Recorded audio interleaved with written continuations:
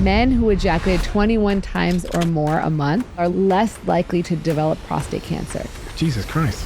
Why? It's because Dr. Rena Malik, board-certified urologist, expert on sexual health, and a rock star in educating the public on the facts and myths of sex. Rena, I want to start with this idea that other couples are having significantly more sex than we are. big myth. People are having sex about once a week. Will my penis get smaller as I age? It can. So in terms of how do we maintain our penile size, you need to have... Is there a disparity between how long we think sex should take and how long it actually takes? Yeah, we all think it lasts longer. Women want it to be 18 to 25 minutes. Men are a little on the shorter side, like maybe 12 minutes. Is there like an average time? 5.1 to 5.7 minutes. And then is too much masturbation going to have an adverse effect for men and women? Masturbation is generally safe as long as you don't. That's when it becomes a problem. Rena, do we understand our bodies as it relates to our sexual health? Not at all. For example, the pelvic floor, it's involved in orgasm, it's involved in sexual function, but no one really talks about it. In fact, men will be shocked, oh, I have a pelvic floor too? And there's a whole host of issues that can come from having a weak pelvic floor, including erectile dysfunction. So how can I strengthen my pelvic floor? Pelvic floor exercises, they're going to increase orgasm, they're going to make your semen propel further, and ultimately it would be something as simple as... It's absolutely crazy to me that so many of you have decided to watch our show, and so many of you have decided to subscribe to our show. We now have 5 million subscribers on YouTube, which is a number that I just can't comprehend. And it's a dream that I absolutely never could have had. We started the Diary of a CEO just over 3 years ago now. And in my wildest expectations, we might have had 100,000 subscribers by now. So you can imagine how shocked I am that so many of you have chosen to tune into these conversations every week. And spend some time with us. So thank you. And I made a deal with you. I made a deal that if you subscribe to this show, that we would continue to raise the bar. And in 2024, we're going to raise the bar like never before. I've been working for the last 9 months on a surprise for all of you that have subscribed to this show. And I'm very excited to deliver that for you. The production's going to change. We're going to go even further with our guests, and we're going to tell even more global stories. So as always, if you appreciate what we're doing here, the simple, free favor I'll ask from you is to hit the subscribe button. Let's get on with the episode.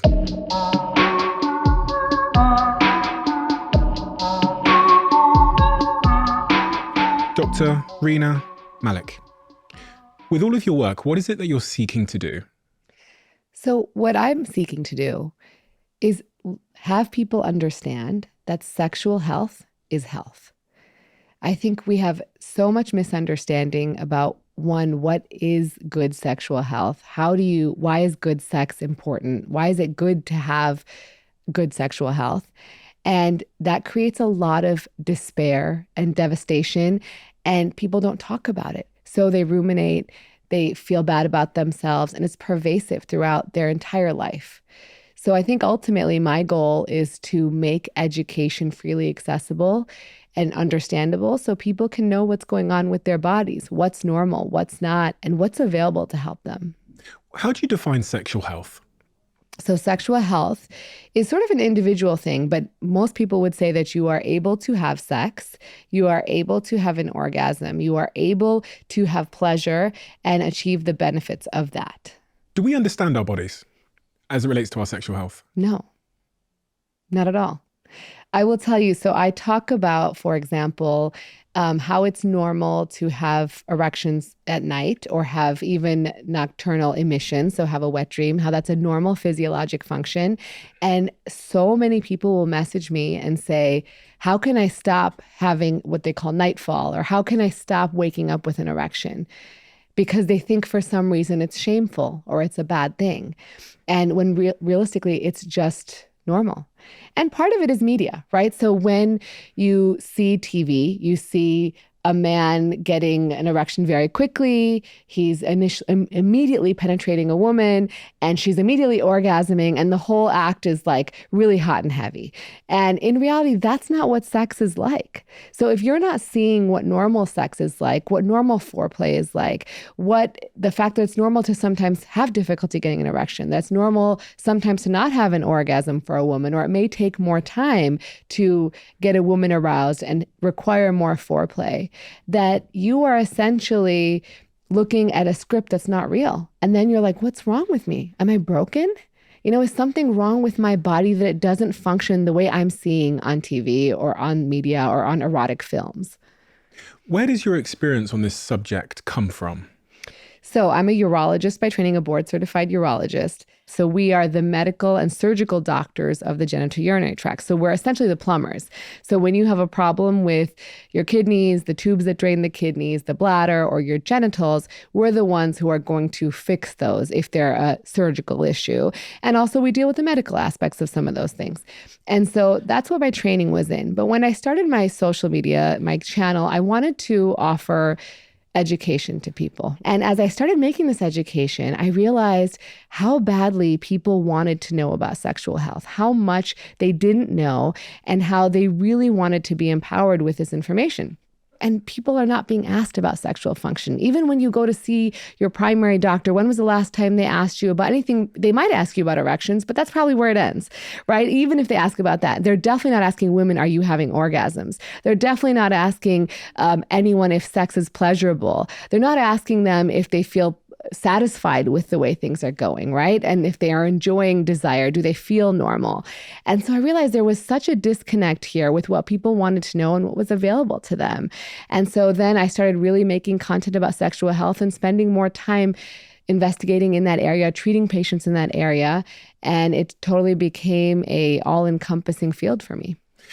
You're an expert in the pelvic floor as well. Mm-hmm. What was your sort of training with the pelvic floor? So when you do a fellowship in what we call female pelvic medicine, a lot of what we do is related to the strength or weakness of the pelvic floor. And so the pelvic floor, just to start, is a bowl of muscles that sits in your pelvis. So your organs, the bladder, the rectum, for women, the vagina, the uterus, the urethra, all run through the pelvic floor. It attaches to the bones on your pelvis, and it is extremely important for a variety of functions. It offers stability. So when you're standing, sitting, it offers stability. It offers the ability to defecate and urinate normally. It offers, when women have pregnancy, the pelvic floor becomes very important. It's involved in orgasm. It's involved in sexual function. But no one really talks about it. No one really knows it. In fact, men will be shocked, oh, I have a pelvic floor too? Because we talk about it a lot with women, right? We talk about it in terms of, oh, I might leak a little after I've had babies when I cough or sneeze or jump on a trampoline. But the pelvic floor is much more complex than that. And so very often we'll see people, when they have weakness of the pelvic floor, we'll see leakage of urine. But sometimes their pelvic floor can be discoordinated, or it can be too tight or have elevated tone. And so what that means is that you can develop a whole host of abnormalities. And that can be that you may have constipation. You may have issues emptying your bladder. You may feel like you have to go to the bathroom a lot. So you may urinate frequently. You may feel the urge to go often. Sometimes it can cause pain. So it can cause pain when you urinate. It might feel like you're having a UTI. It may cause pain with erection or ejaculation for men.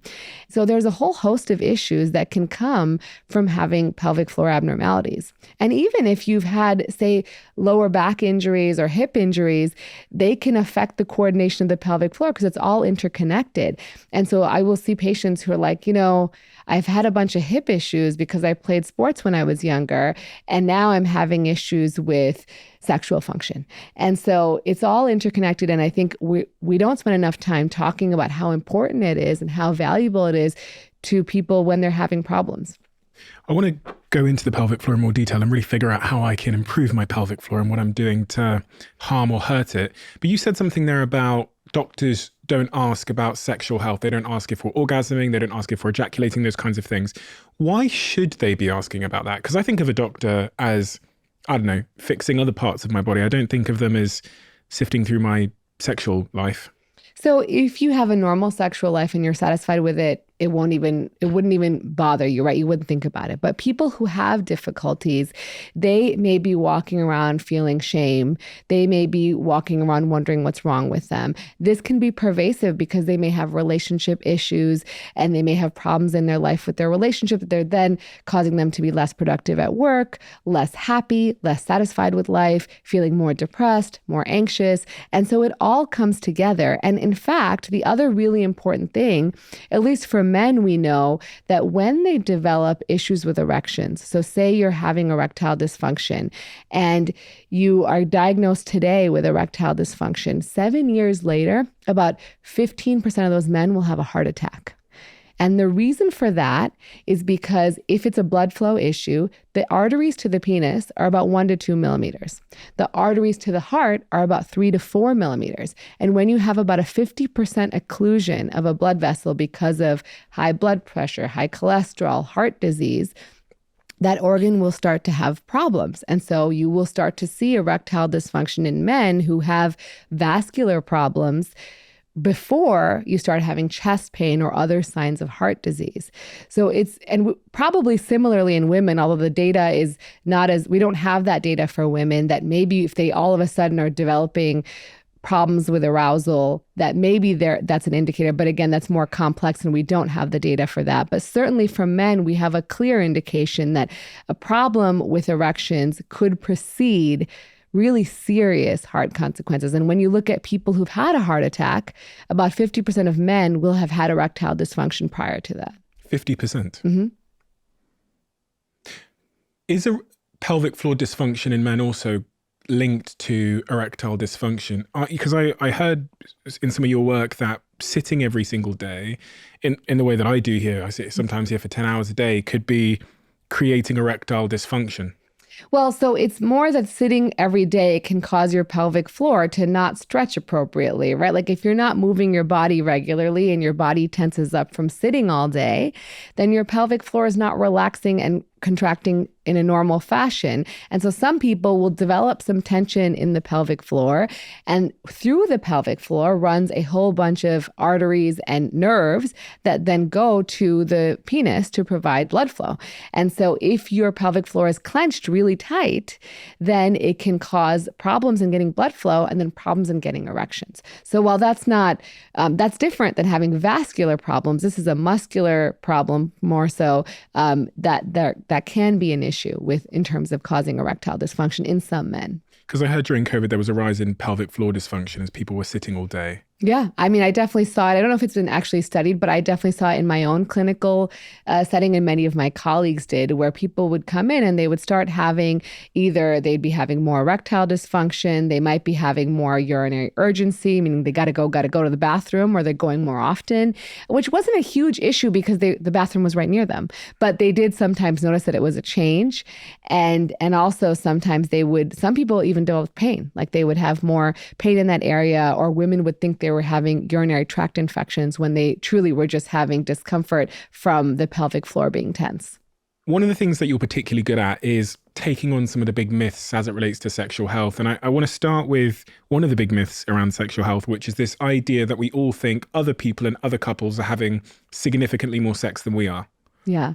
So that's interesting. I think that is a big myth. And so when you look at people want to know, like, what's normal? How much sex should I be having? Right. And there's no ideal number. But when you look at studies, right, which have looked at large numbers of people who are in partnered relationships are having sex about once a week on average, if they feel like they're, in partner relationships where sex is always available. But it's so variable person to person. And what I really like to say is it's not the quantity of sex that matters. It's the quality of sex, right? So if you're having good sex once a month, that may be sufficient for you rather than having mediocre or bad sex 4 times a month or 10 times a month even, right?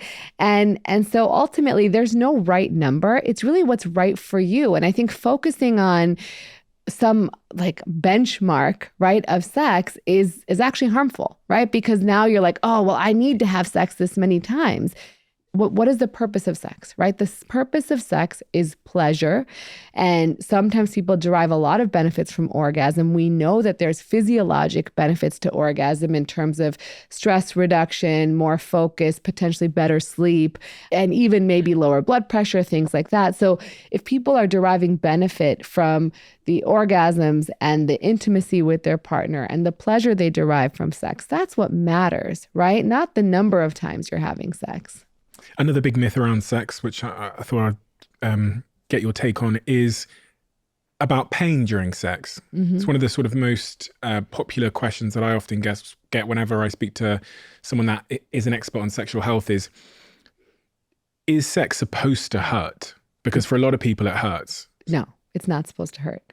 So if it hurts, you want to assess, usually it's the female partner who feels pain, right? So is it that you're not lubricated enough? Is it that you have not had enough foreplay? Because the body prepares for intercourse, particularly in the female. So what happens is you go through arousal, your body self-lubricates, and the vagina actually lengthens and widens almost double in size to accommodate the phallus or whatever you're using, whether it's a toy or a finger or anything. And so if you don't have sufficient time to allow those things to happen, then it will be painful. And sometimes lubrication can be variable person to person. So some people may have copious amounts of lubrication and some people may have less. And it could be based on genetics. It could be based on the age they are, what stage of their hormonal status. It can be based on what medications they're on that might decrease lubrication. I think there's another big myth is that lubricant is not for everybody. And I argue that lubricant is for everybody, that it makes things more fun. It makes things more slippery. It makes things more enjoyable. And it certainly makes pain less of an issue for a lot of people. Now, there can be other issues that cause pain. So if you've tried all these things, you're fully aroused, you're lubricated, that you're still having pain, then it's really important to get evaluated to understand what exactly is causing the pain. It could be hormonal changes in the vestibule, which is a part of the vagina that is very hormonally sensitive that can be painful. It can be pelvic floor dysfunction. It can be things like endometriosis or other factors that may be going on that need really advanced help. But most of the time, a lot of people can feel and enjoy sex more readily if they just increase the amount of foreplay and increase the amount of lubrication. You said there that the vagina expands during sex. So how much does it expand by and how long does that take? Because I think men don't really understand this process. A lot of men just like to rush in there, Yeah. So usually it expands by about double in length and double in width. And so it will expand, and basically the cervix is moving up and out of the way. The vagina is expanding to accommodate the length of a phallus. And it takes, we think, on average about 18 to 20 minutes. So that's sort of the amount of time. And some people faster and some people longer. But ultimately, sort of like understanding that. But also the lubrication is another big part of it. And so I think both those things together, you need some time. And some people, like I said, they may not take 18 minutes. They may take a couple minutes. And so it's very reasonable to get in there if that's what your partner wants. But again, I think the bigger issue is that we're not communicating about sex.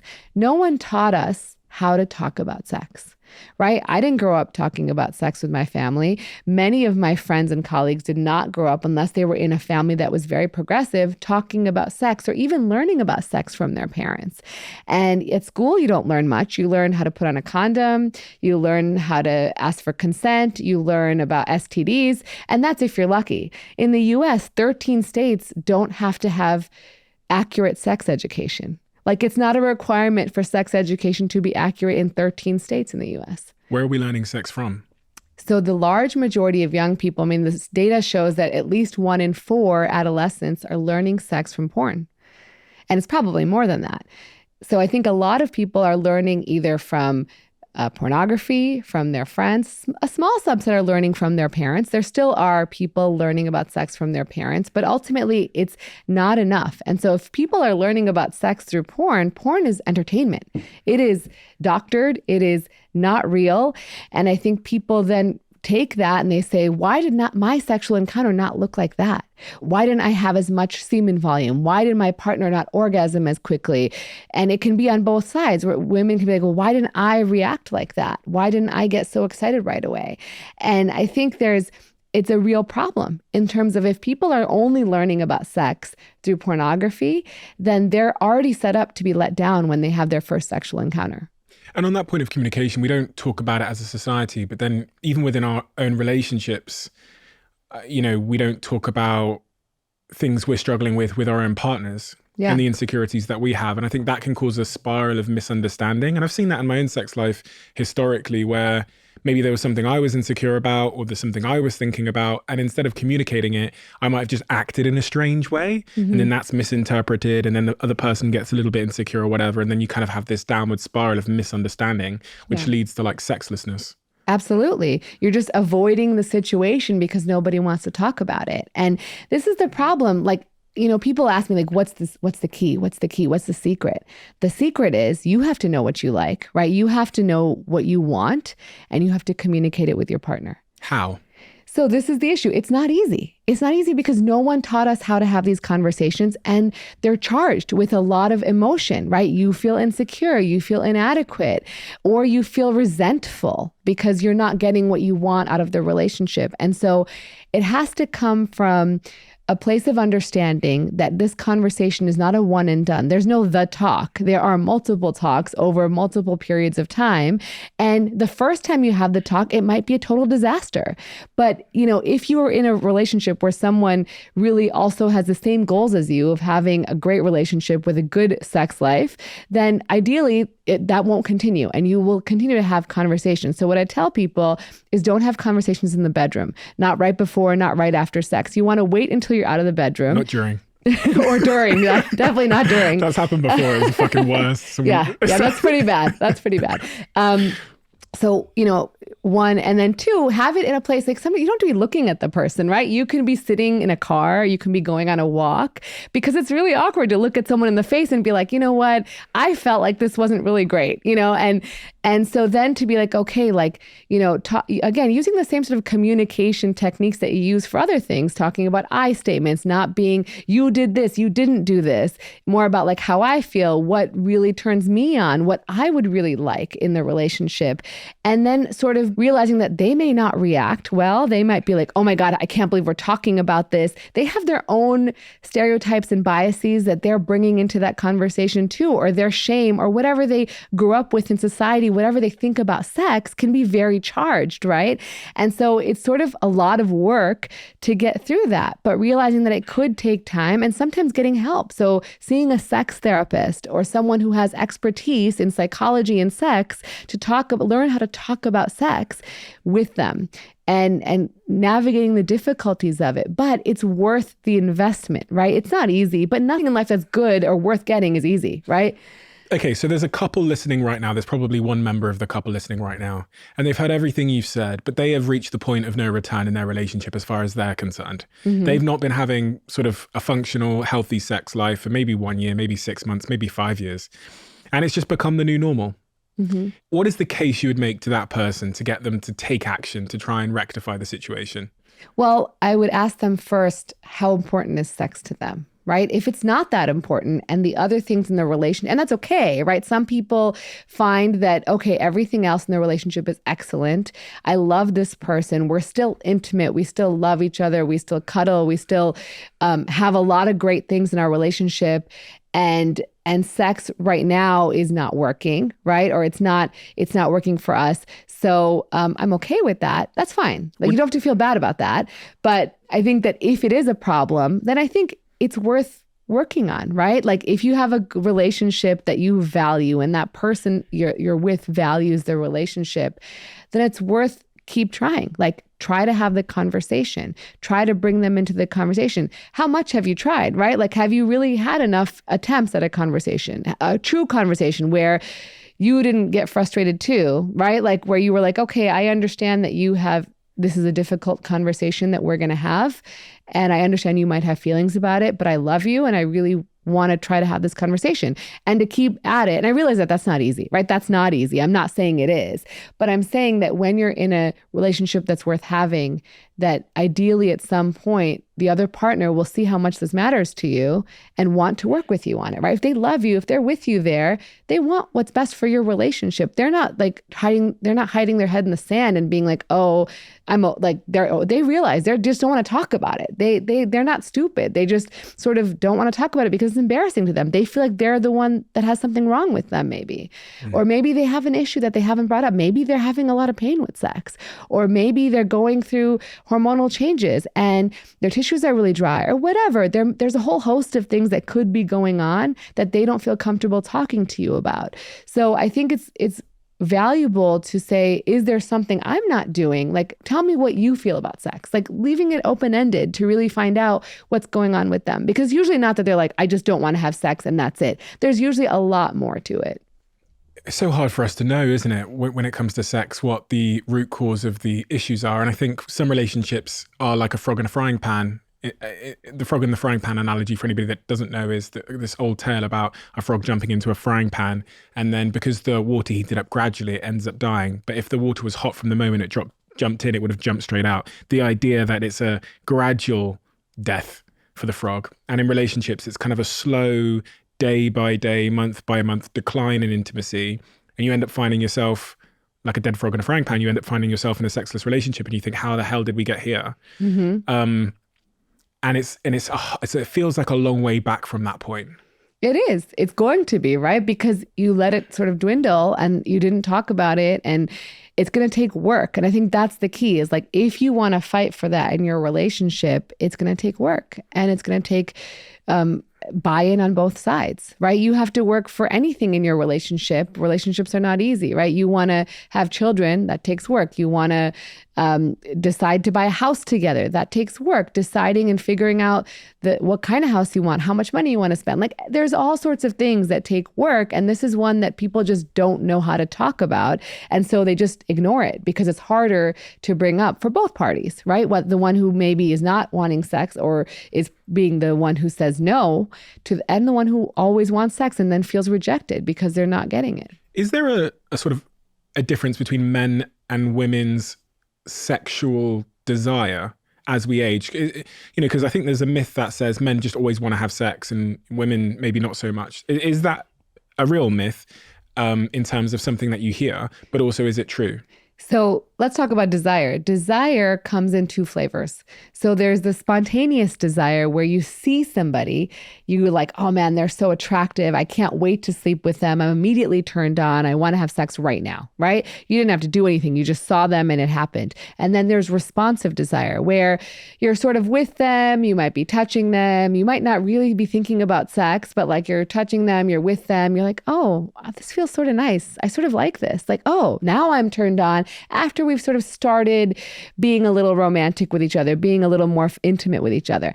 And both desires are normal and both desires are fine to have. Now, in the literature, you'll find that men tend to more often have spontaneous desire and women tend to more often have responsive desire, particularly when you're in longer term relationships.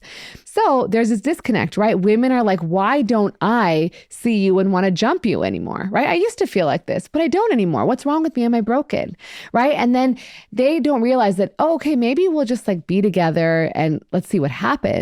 And they don't even want to start because they're worried that what if I don't want to have sex and we've now initiated this like touching, cuddling thing where, oh, that person's getting really turned on. What if I don't get turned on? And what if I disappoint them? And so there's a lot of charged emotions there, but realizing that this is normal and common and responsive desire is not wrong. It's just different.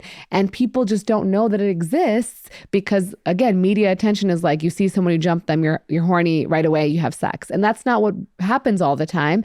And that's okay. And so like, you can be with your partner and be like, look, I have no expectations from you. I just want to be with you physically and see if it turns into sex. So often we'll give people homework, like put it on the calendar. Put it on the calendar that you are going to be intimate together at this time. And I know that sounds weird, right? Like you're looking at me like I'm crazy, but we put on the calendar when we want to work out. We put on the calendar when we want to have brunch with our friends. We put on the calendar when whatever, right? And when we were younger, when we used to have dates with people, we would say, okay, we're going to go on a date on Friday night. We would know that sex is on the table with our partner on Friday night. So we'd get really excited about it. We'd be like, okay, I'm going to shave. I'm going to look real pretty. I'm going to smell good. I'm going to do all the things that make me desirable and feel confident and be ready to have sex, right? And so you'd be like really excited about it. And then you would have all this anticipation about how fun it's going to be. But the anticipation can wreak havoc, can't it? It can. So the opposite is true, but that's because if you expect, that's why I say intimacy and not sex. So if you say you're going to have sex, it can be like, oh my God, what if I don't perform? What if I don't do right? What if I don't want sex? What if it hurts?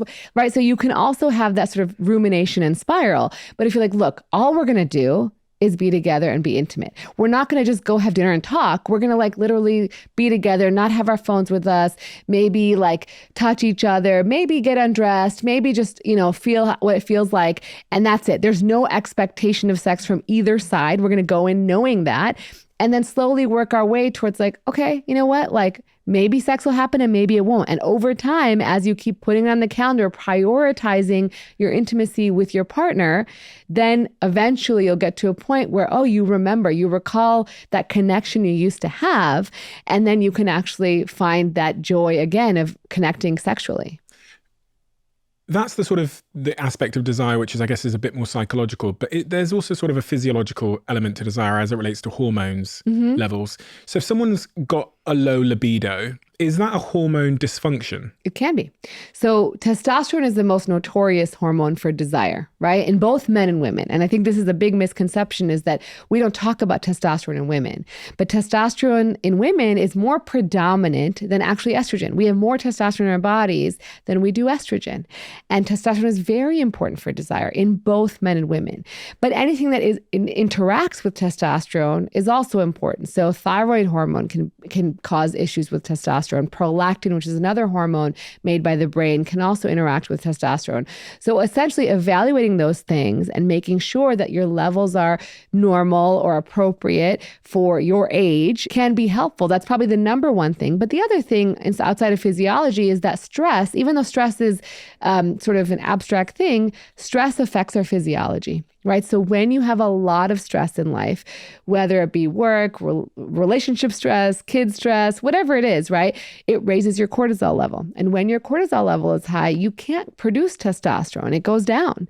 And so if you're chronically stressed, which many of us are, right? You spend like in today's modern society, chronic stress is like a real problem, then that is going to really impact your libido. So yeah, your hormones may suffer because of it, but if you don't fix the stress, like you're not going to fix the root cause of the problem.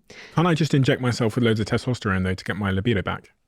It won't work for everybody. So if it's not truly a low testosterone, meaning you have normal levels of testosterone, likely your testosterone receptors are completely saturated, more testosterone is not going to fix the problem. So it depends on your individual level of hormones, but at some point more is not better. In fact, more can be dangerous.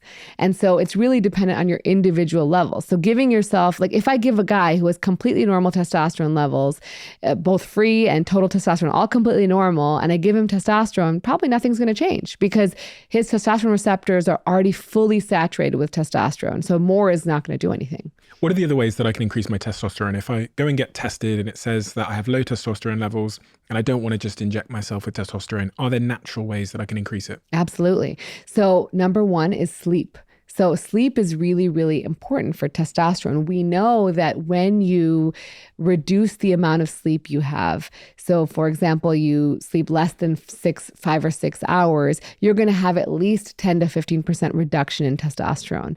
And so because our body follows a circadian rhythm. And so when your testosterone is highest is in the morning and it starts to decline over the course of the day. There's a little bit of a bump again, and then it goes back down. At nighttime, it's low. And your body, when it's sleeping, replenishes that testosterone. And so if you're getting either less number of hours of sleep or poor quality sleep, meaning you're not feeling very rested when you wake up, that's a sign of poor quality sleep. Both of those things can dramatically affect your testosterone. The other thing that you can do is exercise, and specifically resistance exercise. So doing the largest muscle groups, so usually the lower extremities, and using those have been shown to boost testosterone more significantly than any other type of exercise. In fact, when you do cardiovascular, high intensity cardiovascular like endurance training, so say you're doing Ultramans, marathons all the time, long bike rides, long swimming, swimming for long periods of time, that can actually increase your cortisol, your stress, because your body's having a stress response, and that can actually reduce your testosterone. So it's important to do cardiovascular exercise, aerobic exercise, but in moderation, because we do see some people who are great athletes who, run miles and miles and miles, but their testosterone is low because they've been doing this chronic long duration endurance exercise. So sort of HIIT training is fine, but it's when you start doing these big Ironman 1,000-mile run things like the cortisol suppresses and testosterone. that's not a large percentage of people, right? But it's certainly, it's like, I'm so healthy. I'm the healthiest I could ever be, and I'm having low testosterone. Why is that?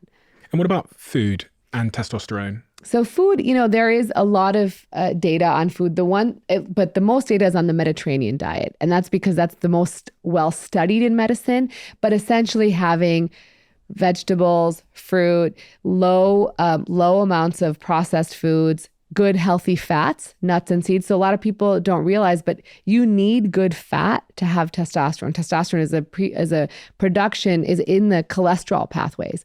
And so it comes from those pathways. And so you need to have some level of fat. If you have too low fat of a diet, that'll also affect your testosterone. So ideally, what I tell people is, while there's lots of data on different types of diets, the important thing to know is you want to avoid processed foods, avoid a lot of sugar, and have good healthy fats in your diet. What about, I've heard a few times that testosterone levels have been declining over the last couple of decades in men. Mm-hmm. Is this true? Yes, it is true. So we're not only seeing a decline in testosterone levels, but we're seeing a decline in sperm quality and sperm numbers. So the concentration of sperm, and over the course of the last 50 years. And there's a lot of reasons for that. One is that, society has become more sedentary. We're seeing people less active, getting more and more metabolic conditions like diabetes, high blood pressure. These conditions then cause endocrinologic abnormalities. They cause problems with blood flow. And all these things can affect the quality of your sperm as well as the quality of your testosterone production. And then also there's more, we think in the environments we know, there's more microplastics and more endocrine disrupting chemicals, right, in the environment. So that is probably playing a role. Now, we don't have exact quantitative data on that, but we think that is probably playing a role and reducing the exposure to these endocrine disrupting chemicals. So we tell people, try not to drink out of plastic water bottles, try to warm up food in glass and avoid plastic. I mean, these are easy things you can do, but if you want to stress about the amount of plastics in the environment, there's not much you can do on an individual level. So I tell people, do the things you can control, and the other things sort of, we have to work on as a society. That's really interesting, because I don't think I think about this much, but removing chemicals from my life in terms of these kinds of things. Mm-hmm. That I'm holding the metal mug in front of me, and then the plastic bottles I drink from could be having an impact on my testosterone and my sperm count. It could. I mean, it's not everybody, right? Think about how many people drink from plastic water bottles, but if you can decrease your exposure, right, it's probably additive. So the more exposure you have, the more likely it is to impact your body. How do they know this? How does anybody know that chemicals are having an impact on our sperm and testosterone? So there's basic science research where they're looking at the impact of these things on rats and other animals. And then also they're looking on the amount of exposure to things like phthalates in labs and seeing how that, it's all correlation. We can't say it's causative because we're not going to do a randomized study where you drink from water bottles for 10 years and you drink from glass water bottles for 10 years and let's see what happens, right? That hasn't been done. But they can say, okay, the more your exposure based on whatever biomarker we can assess, so maybe urinary phthalates or other things, we can say that, okay, these people who have more exposure to this are more likely, based on the data, to have lower levels of testosterone. And then, looking at the mechanisms of how they interact with the production of testosterone. And I'm not an expert in those areas, but certainly there has been sort of plausible mechanisms of how these things work. How has sperm count been decreasing over the years? So if you look at the last 50 years, you'll see that the average sperm count has declined almost 50%. And luckily, the average sperm count is still high enough for fertility rates. The average sperm count is probably around 50 million of fathers, people who father children. And so it's still above that, but it's certainly significantly lower than it was 50 years ago. And so that's where we're thinking, it's probably more of a global environmental factor that's contributing to that, in addition to this increase in comorbidities and poor health over time. I mean, the direction of travel there is deeply concerning. Because if something declines 50% in the last, 50 years, did you say? Then if we go forward another 50 years and we assume the same rate of decline, that means we'll be at 25% of where we were 100 years ago. Yeah. And then what if you can't father children anymore? And what if you can't have offspring that will then propagate the species, right? So there's certainly concerns there. And I think, we have to, as a society, do better in terms of the things that we can. So we can control diet, we can control exercise, we can control those things. There's certain things that we can't, but we can try to control what our people are exposed to. And that can be on a governmental level, right? Like having sort of laws in place. So we know in the US, there's less restrictions, whereas in other countries, there's more restrictions on things like food coloring and dyes that may have, again, I don't know the specifics, but there's certainly more restrictions in other countries than in the US for some reason. And so maybe there needs to be a more critical evaluation of where we can actually put in place some things that would actually have more widespread changes. When we think about sperm count, we often think about fertility. I don't know whether this is just because society has changed and we're trying to have kids later, but it does seem that people are struggling more and more with fertility. I mean, even in my own sort of circle of friends, there's a couple people that have reported to be struggling with fertility, or that, they're spending 12 months or 24 months trying to have children. Do you think this is linked to this as well? It could be. I mean, when we look at fertility, we know that about half of fertility is due to women, half of fertility is due to men, and then some combination of the two, right? So definitely as women age, fertility goes down, and we know women are waiting longer to have children. So that's a big part of it, that society has changed. Women are working and prioritizing their careers. It's not a bad thing, but it certainly will affect fertility. And then, there may be these issues that are affecting male sperm counts that are also causing issues. But I don't know if there's been any updated data in terms of what are the causes or the numbers in terms of fertility rates. Fertility aside, is there any correlation between our health outcomes and our sperm volume? Not volume, but concentration. So volume is the amount of okay. Right? So concentration of sperm in the semen is more of a predictor in terms of sperm volume, not semen volume. Let's be clear. Okay. So sperm volume, sperm concentration are sort of the biomarkers. And we would say that, yes, there is a correlation with overall health in terms of sperm concentration and sperm volume. But I think I don't want to make people worried that if they truly have a male factor infertility, then now their overall health is a problem. But it's certainly important to be evaluated and seen by your doctor regularly. And on that point of semen volume, is there a way to increase that? And is it similar to what you said about increasing testosterone? Or is there another set of sort of practices we can do to increase our semen volume? Yeah, so semen volume is variable depending on, the biggest one is how long has it been since you last ejaculated, right? So the longer you delay between one ejaculation to the other, the more semen volume you will get. That's probably the most predictive. Hydration can play a role. So if you hydrate more, certainly you may see more semen volume. Sometimes it's a low semen volume because you're actually having less force of ejaculation. So interestingly, when you're young, the force of ejaculate can be really, really strong. It can be up to 30 to 60 centimeters away. Like when you ejaculate, that's how forceful it can be.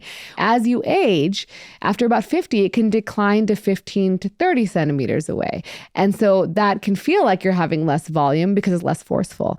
And so in those cases, that's because of the pelvic floor muscles that are around the urethra, those muscles there that help sort of propel the ejaculate out.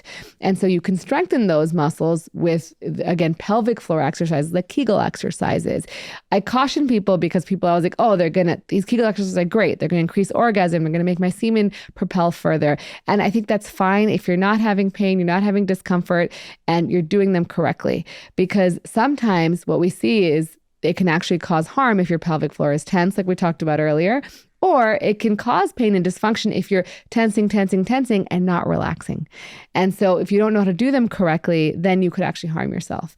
But yes, they can improve semen volume by the parameter of increasing the force of ejaculate and getting more ejaculate out that may be left over if you're not having as forceful of a muscular contraction. Does masturbating improve my pelvic floor? Does it strengthen my pelvic floor? So that's a good question. The orgasm is what improves your pelvic floor. So if you masturbate and you orgasm, when you orgasm, your pelvic floor contracts involuntarily, you can't do anything about it, at a rate of about every 0.8 seconds. So it does contract, and that is sort of like a pelvic floor muscle exercise, but it's doing it involuntarily. It's contracting for anywhere from 5 to 60 seconds, usually on average.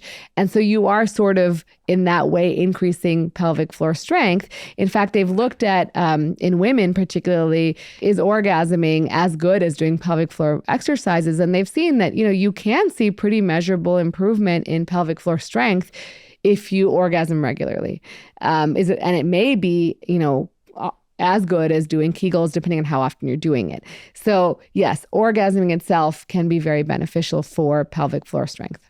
One of the big sort of myths that I'm yet to answer is the impact that our technology is having on our genitals.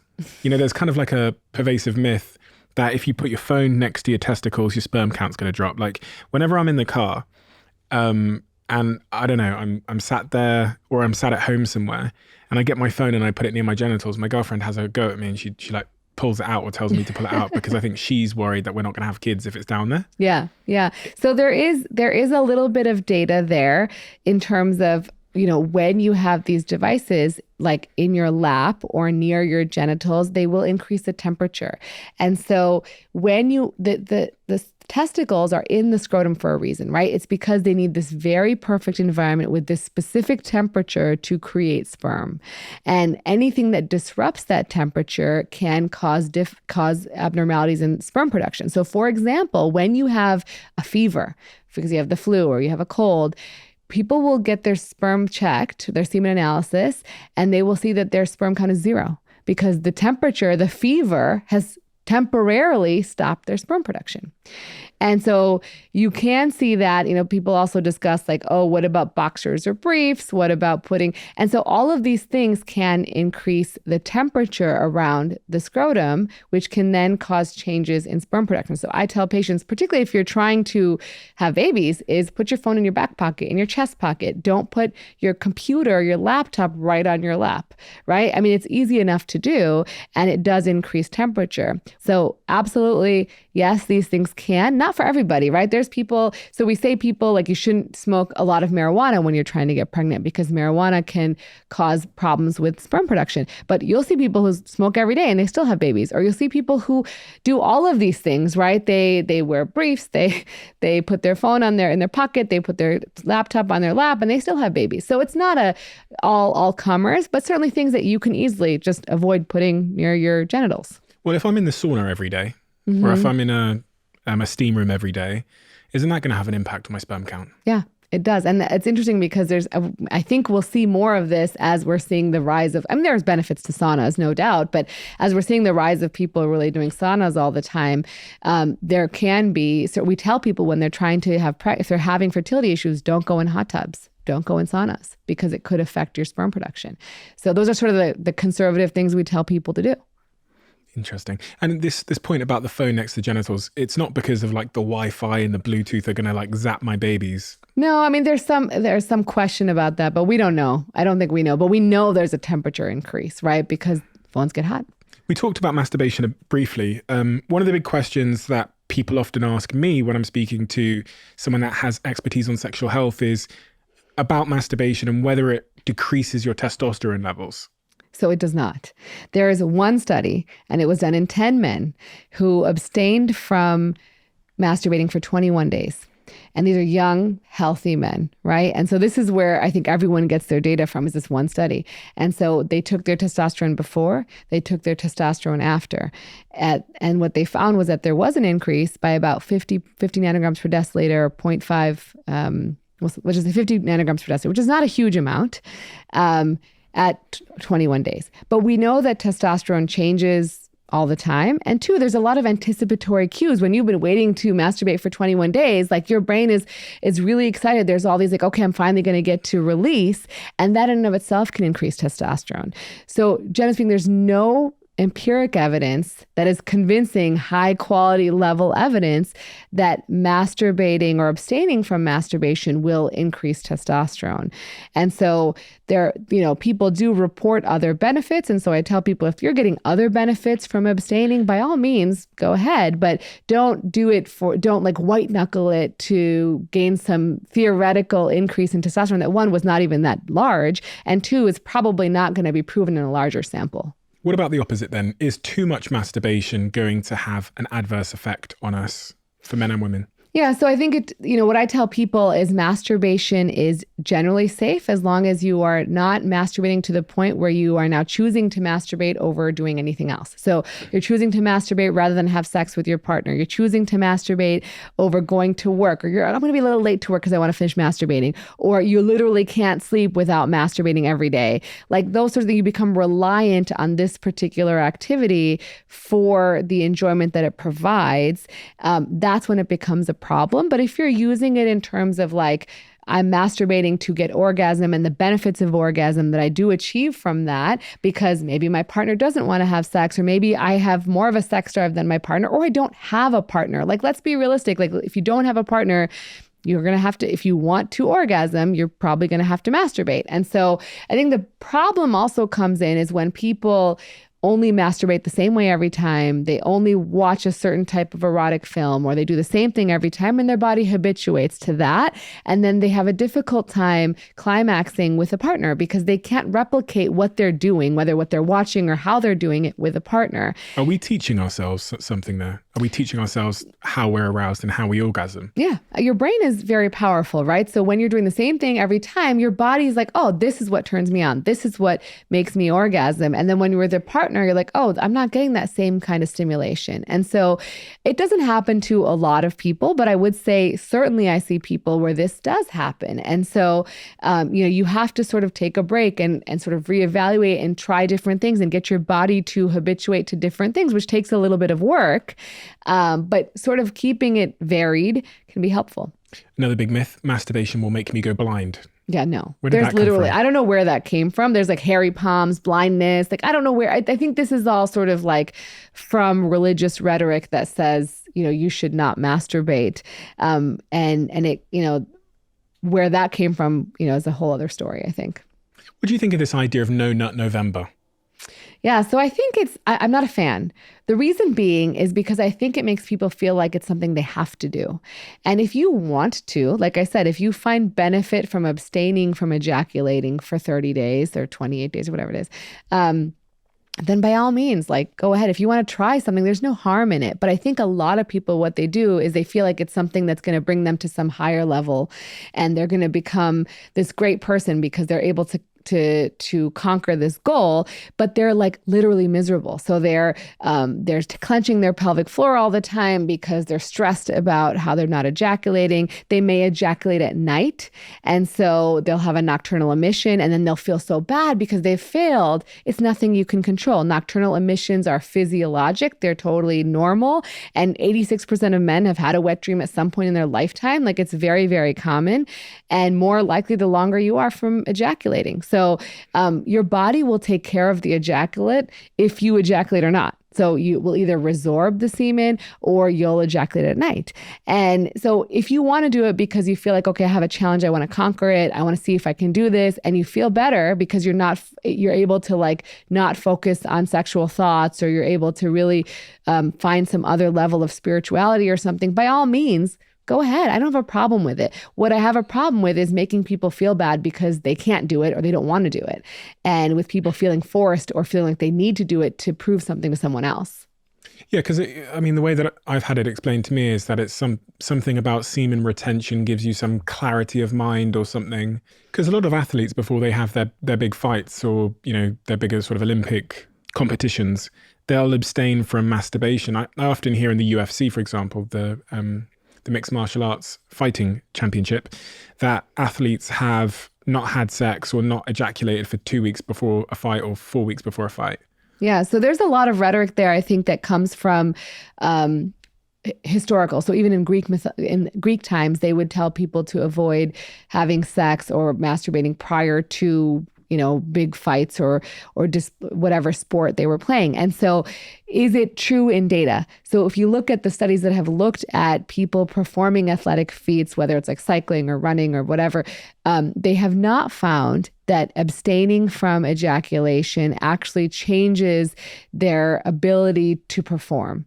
And so in those cases, I say, well, there's no true scientific evidence that we have that it's going to improve. And in fact, if you are someone who, for example, has sex every morning or masturbates every morning, for whatever reason, that's a part of your routine, disrupting the routine can actually be harmful to performance. And sometimes the one thing you can say is in terms of disrupting performance is that after you masturbate, you do see an increase in heart rate a little bit. You have a rebound, so it decreases, and then you have a rebound increase in heart rate that can slightly affect your ability to recover from performance. But ultimately, I think if you find benefit from it because people report feeling more aggressive with abstaining, then by all means, if you find it helpful, I think it's fine. But is it mandatory? I don't think so based on the evidence we have right now.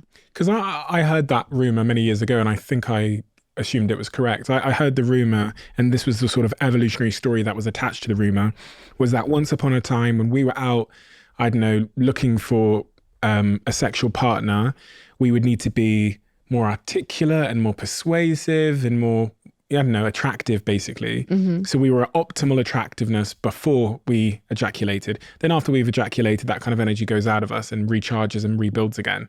So when I heard that, I thought, okay, so if I'm speaking on stage or I'm doing a podcast, I want to make sure that I'm, my mouth and my brain are attached, I'm articulate, I'm persuasive, whatever I need to be.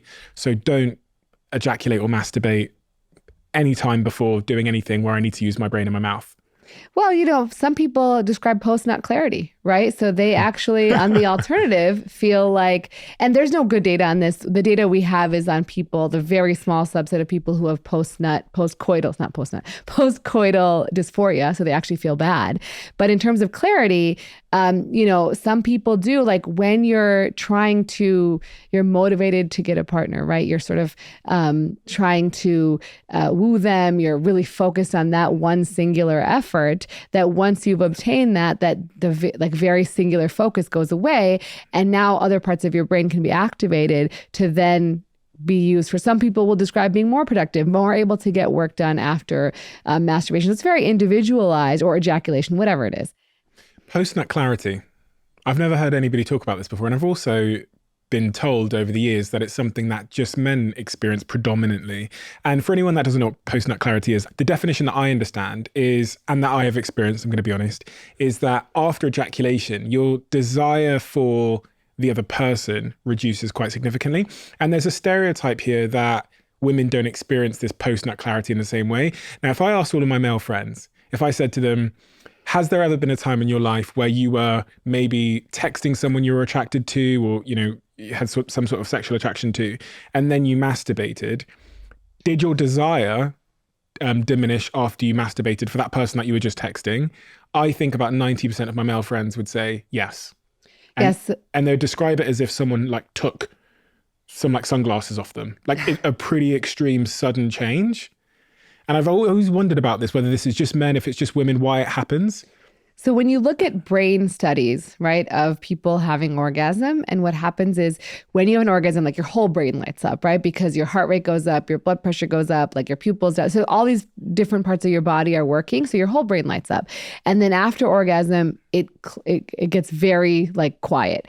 And so we see that in women, it may take a little longer to get really quiet, and men, it happens very quickly. And this may be associated with sort of the hormonal changes that occur after orgasm. So we know that prolactin increases after orgasm, dopamine decreases, and there's sort of some evolutionary theories about why this happens. So one is after you ejaculate, if you are having ejaculation with a woman, then you don't want to have sex again. And the same thing with the refractory period, right? That there's some period of time where you're not going to want to have sex again, or you can't have sex even if you want to.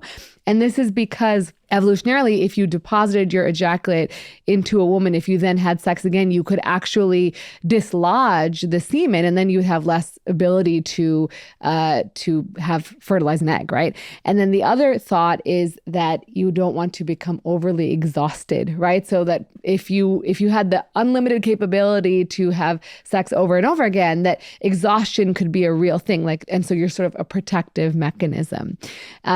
And so those are sort of the theories as to why this is. And there's like an absolute refractory time where like you don't want sex at all.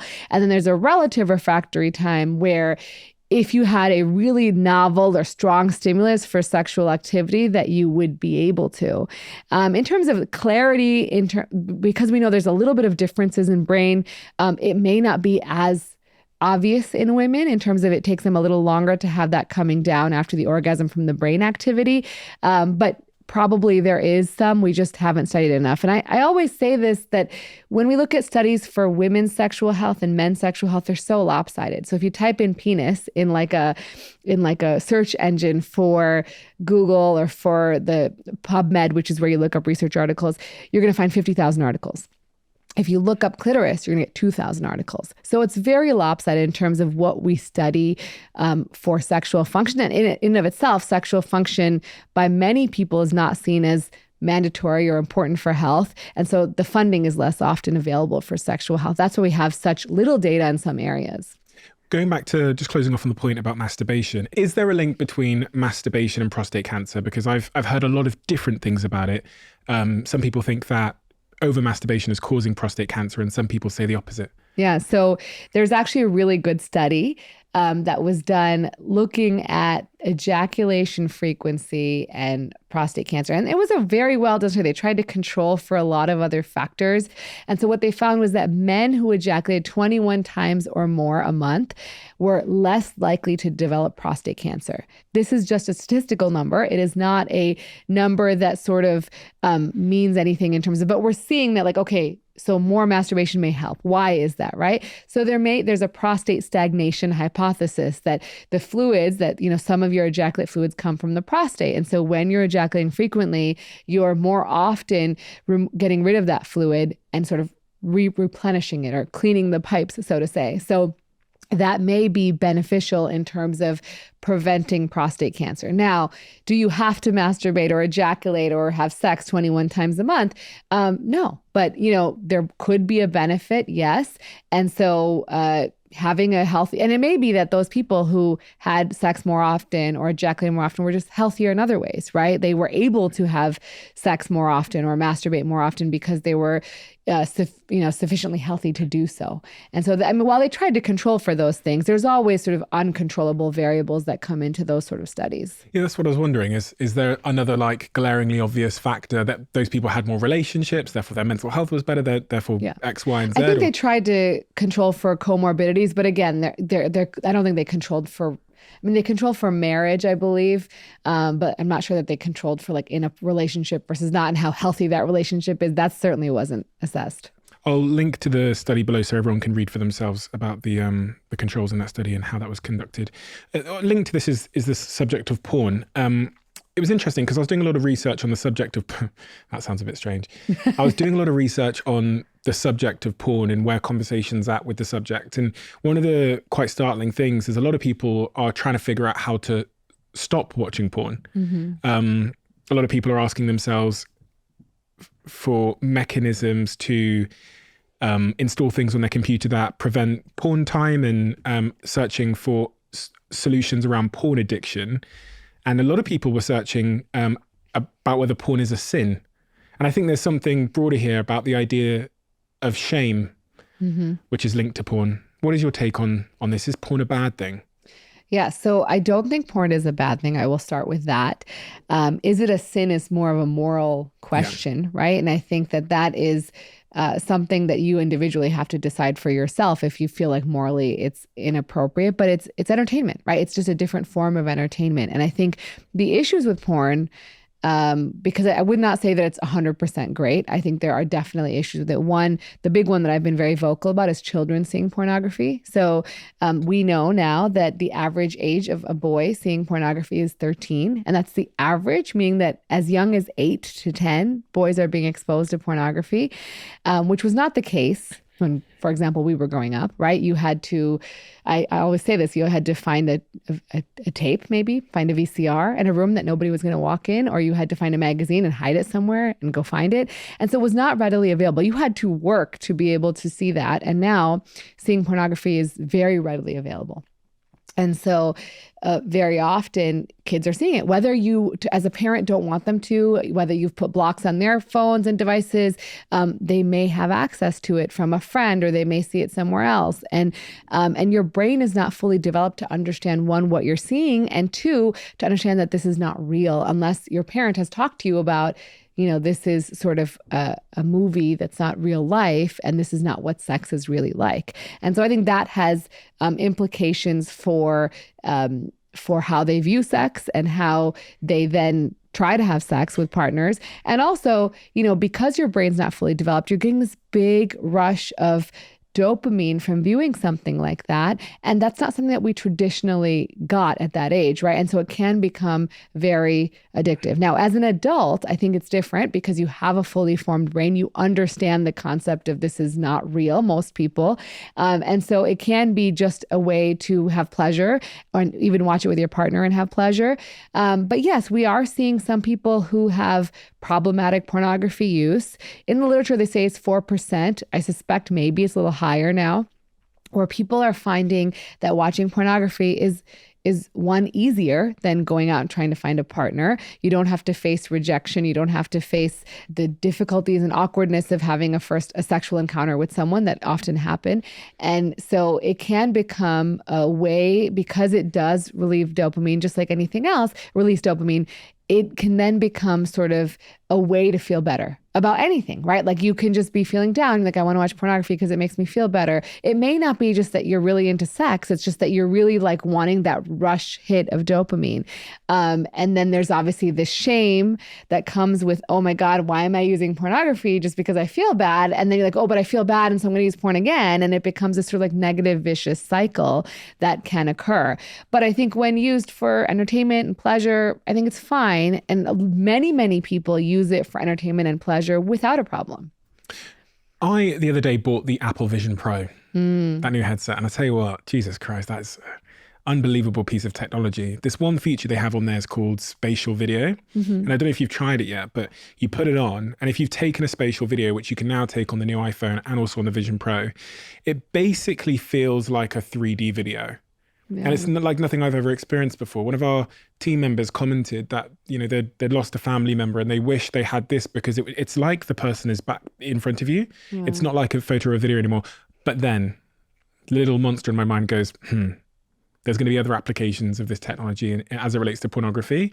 And we're getting, if we just assume any rate of improvement with this technology, just 5% a year, we eventually get so close to it being indistinguishable from a human being that the incentive structure of going out and getting a day and, for the objective of having sex or whatever, versus just popping your headset on, which is going to get cheaper and cheaper and cheaper and better and better and better, becomes really lopsided. It's so clear to me that if we just go forward 10 years and we're on the Apple Vision Pro 17 Air, there's going to be so many people that are using that as a way to masturbate and to watch pornography, and it's going to reduce the amount of people that are seeking real intimate relationships IRL in the real world. Yeah, it is a real concern, I would say. But, we know from some data that people will find physical touch, particularly in like hair-bearing areas,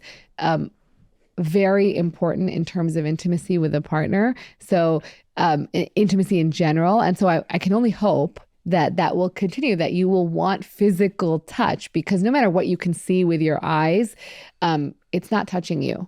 It's not like, it's still you doing the touching. There's no element of surprise or excitement or build up in terms of like, there's someone else in the room with you, right? So I can only hope that will be the case, but it still remains to be seen. However, I will share that there's some interesting applications of this in terms of fear. So if you are really scared of something, you can actually desensitize yourself using these VR headsets, and it can actually be very powerful. So I was just speaking to a researcher, Lori Brado, about how they're using it in their lab for women who have fear of penetration, because they've had either trauma or they have other conditions that are causing it to be painful. And so they can work with them to be using these headsets to simulate a sexual experience, and then they can sort of use use a tool or a dilator or something to then penetrate in a safe space, right? Not like you're with a partner and you're like trying to have sex and you're,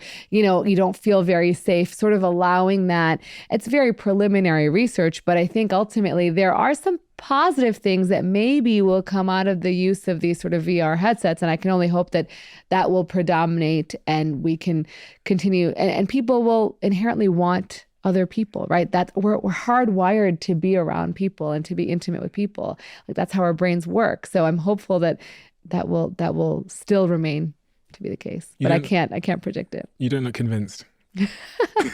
Well, I mean, I think I am worried, I think that phones have changed lives too, right? Like now our younger generation doesn't communicate as well because when they hang out together, they're sitting all together looking at their phones, right? And so we have to actively work to prevent it. Like I make my kids have full on conversations with people. I say, you got to come and hang out with the adults and have conversations and talk to people. And we have to coach them on how to talk to people. Because I worry that people are too into, even when they hang out with their friends, they're playing on devices, right? So I think there's like work that has to be done to prevent the easy dopamine rushes that these devices are giving us, right? So we actually have to actively work at it, and people are inherently going to take the route of the easiest thing. And so as a society, we have to sort of work together to sort of prevent these easy wins, easy things, easy dopamines from taking over. Something you mentioned within there, though, was the idea of trauma. And I'm quite interested in the role that our trauma plays in our sexual health and sexual dysfunction. What's important to know there, and does trauma play a role at all in the patients you see? Absolutely, 100%. So your body, when it goes through a trauma, it will then sort of, your body remembers even if you don't, right? So these people, very many people who have pelvic floor dysfunction, meaning their pelvic floors are too tight or too tense, they've had some sort of trauma. Not all of them. Some of it's just stress and anxiety, but sometimes they've had some sort of trauma years ago. And it's been I remember having like a 70-year-old woman, and she had such terrible pelvic floor dysfunction for God knows how many years that ultimately it caused really negative consequences for her bladder function. And so absolutely, when you have a trauma that's unresolved, in some shape or form, it will affect you, whether it's your mental health, your physiologic health. I mean, our brains are so powerful that, when it's in a bad place, it can affect you negatively. When it's in a positive place, it can affect you more positively. The one thing I will say is if you have trauma, getting therapy, getting help to resolve that trauma is so, so important. I talk to all my patients and I say, yes, you may have an organic problem, meaning a physiologic bodily problem that's causing your sexual dysfunction. But everyone who has sexual dysfunction has a psychological component because it is devastating. It is stressful. It is horrifying to feel like you're not normal, your body doesn't function normal, especially in an intimate space like sex. So I'm like, everybody should ideally see a sex therapist if it was available to everybody, but it's not, right? How can we allow people to have access to things they need? Because we don't teach these things in school, right? School, I mean, this is my big gripe, is like, how can we make education better for children? Like, we need better sexual education. We need better education on how to resolve traumas or how to deal with them or how to get help, how to do digital health. Like, how do you navigate the world with all this misinformation? How do you find good quality information? How do you assess it? Like, there's so many things, even how to balance your books, right? They don't learn that in school. So ultimately, there's so many things that I think if we were really putting a critical eye on how we teach our young people, that we could improve. And part of that would be including people to know and realize when they need help through whatever trauma they've suffered or stress or anxiety that they're suffering, and how that can propagate itself over a lifetime and create real problems. I have to ask this question because people mention this quite often. Can you have sex while you're pregnant? Absolutely. Why not? I ask it because it was one of the most Googled questions online. Really? Yeah. One of the highest search volumes I've ever seen for a search term was, can you have sex while pregnant? Wow. I actually didn't. I mean, I've heard a lot of things, and I think that people feel like I've heard that men think they're going to hurt the baby, they're going to cause a problem. But no, absolutely, you can have sex. You're not going to create like a preterm labor. You're not going to harm the fetus. Like nothing bad is going to happen from having sex while pregnant. Okay, so let's talk about orgasms and the clitoris then. You mentioned earlier that there's disproportionately a lot less research done on the clitoris. As a man, what do I need to know about the clitoris? Because I'll be honest, I know very little. I know where it is. That's a plus. Well, not everyone knows that either. Yeah, I didn't always know where it was. A couple of misunderstandings, but I found it eventually. And I think I know how to stimulate it, but I don't really know what's going on there or how it works. Okay. So what I tell everybody and what men can think of is the clitoris is like the penis. So when you are a fetus, there's a thing called the genital tubercle. Before you're assigned sex, that genital tubercle, when you become a man, that genital tubercle becomes the penis and the shaft and the glands. And in a woman, it becomes the clitoris. And the clitoris actually then goes deep into the pelvis, just like the penis. Like it has a shaft in the pelvis, and then it goes around the vaginal canal. And so the clitoris is just as sensitive as a man's penis, right? So if you stimulate the clitoris like your penis gets stimulated, then it will lead to orgasm. And it's probably the most reliable route for orgasm for women. So 85% of women need some form of clitoral stimulation to climax. And so many women have difficulty climaxing through vaginal penetration alone. That's not that they're broken or something's wrong with them. It's just that they don't. And because the stimulus from the clitoris is so strong, it leads to a very reliable route for orgasm. Now, how you stimulate it is sort of very individually specific, but typically oral stimulation, vibratory stimulation, manual stimulation, all those things can work, but that's where the communication comes in, where like the partner ideally would know what they like and could tell you. Or you could check, like, does this feel good? Does this feel good? Do you like this? Is this, and so that's sort of, again, a challenge because the communication issue we've talked about this whole talk, but that is really what's important. Now, the clitoris, like I said, it goes deep above the vagina and around it. So people can still get clitoral stimulation through penetration, depending on how you stimulate. Now, the other areas that are important for orgasm are the G erogenous zone. It's actually not a spot, it's a zone. And that's where essentially if you go look at the vagina on the anterior wall, which is the top of the vagina, underneath the urethra where the pee comes out, about 2 to 3 centimeters in is called the G erogenous zone. It's named after the person who identified it. I think it's Grafenhaus or something like that. But essentially that area is full of certain nerve endings as well as the female prostate or the Skene's glands. And so those are areas that are quite erogenous, and that uses so the clitoris is innervated by the pudendal nerve. The G erogenous zone is innervated by the hypogastric nerve, so a different nerve. And then the cervix is the last area where sometimes women feel a lot of stimulation, and it's stimulated by the vagus nerve. So all these different areas can lead to orgasm for women, and they can be additive. So if you're stimulating all three, you might have a more strong orgasm, and the orgasm may feel a little different. Now, people like to call it like, oh, you're getting a clitoral orgasm or a vaginal orgasm. It's all an orgasm. It's just a matter of what stimulation is causing the orgasm. And so I think ultimately it's really important for the most easy, reliable route to orgasm is clitoral stimulation, which is not traditionally stimulated through penis and vagina sex, right? And so it does require some additional thought on how you're going to stimulate it and how you're going to please the partner and to get them to orgasm. And oftentimes, if you think about the time it takes to orgasm, so in a man, the average length, if you look at studies that have looked at stopwatches, like they've had the female partner actually start a stopwatch at the beginning of sex and stop it at the end when the man climaxes, it's about 5.1 to 5.7 minutes, which in fact, UK men tend to last a little bit longer, which is sort of an interesting concept. But so which sex is that? Just men. Men. So from penetration to climax of men.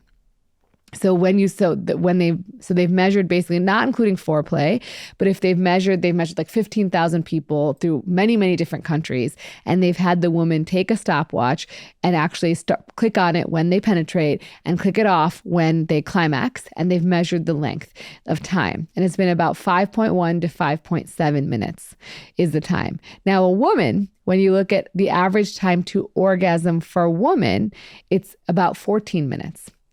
And so you can imagine that if the entire sexual encounter is around the male climax, right? And the male has this, as we've already talked about, sort of this post-nut clarity, like I don't want refractory time. They're not going to want to be more intimate. If you don't prioritize the female's climax or stimulate her before you begin to penetrate, then she's probably not going to orgasm. And the interesting thing is when you look at sexual encounters and you look at men and women having sex for the first time, the woman will orgasm 45% of the time. The man will orgasm 95% of the time.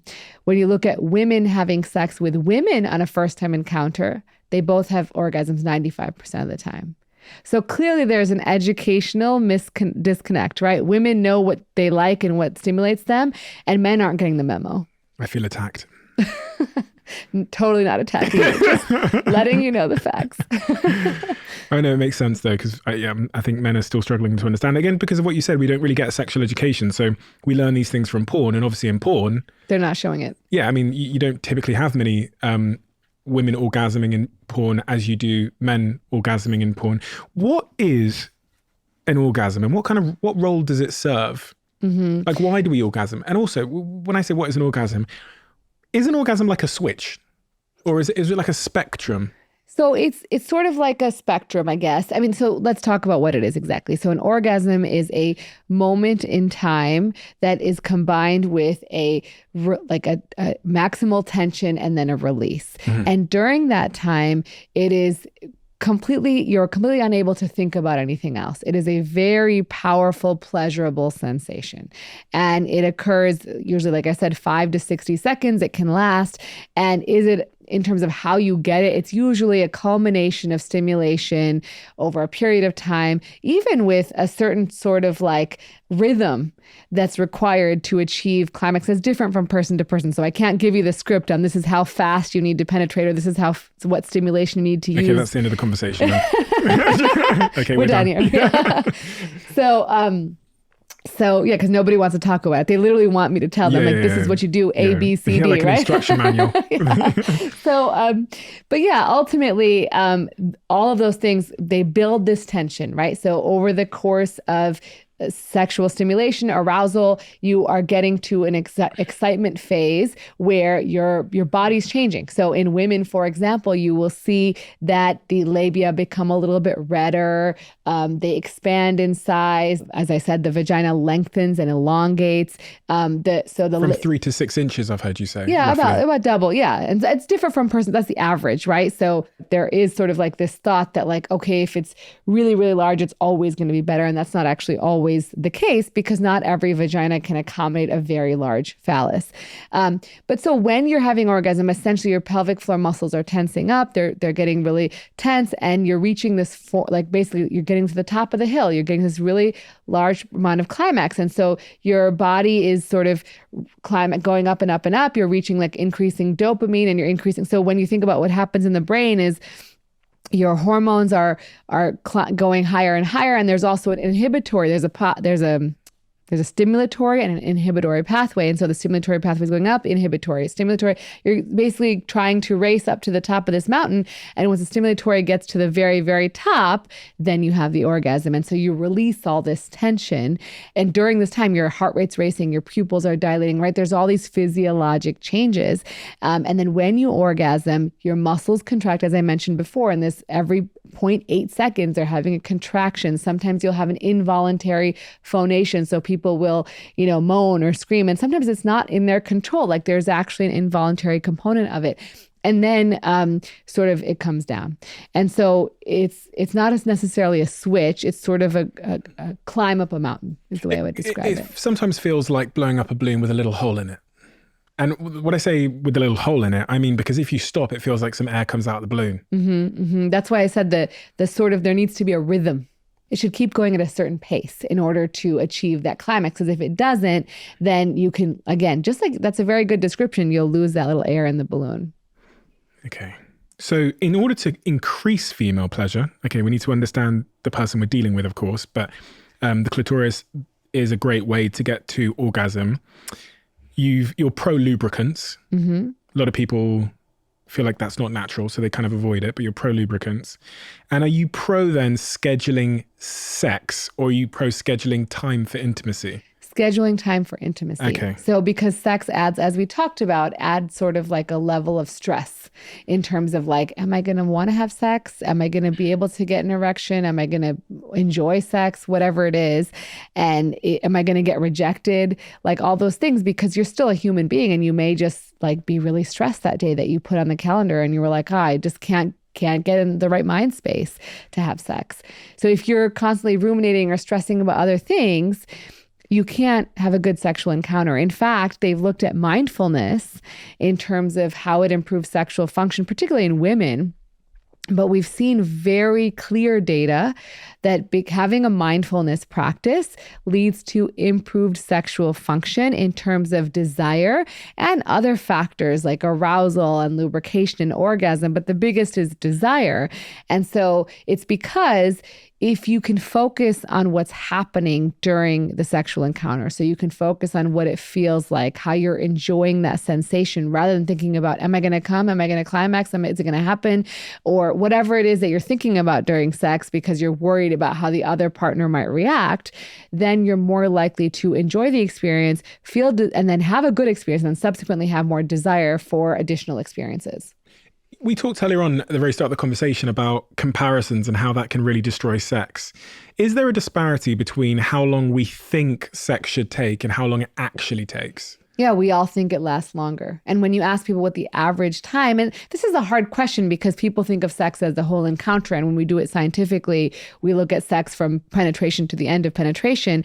And sex is more diverse, right? Sex can include oral sex, anal sex, manual sex, any type of sexual stimulation, right? And so when you're thinking about the entire encounter, it can be very variable. Some people want a quickie. Some people want to have this long, luxurious lovemaking scenario. And it really depends also like on what's going on in your life. Like you may not have that luxury.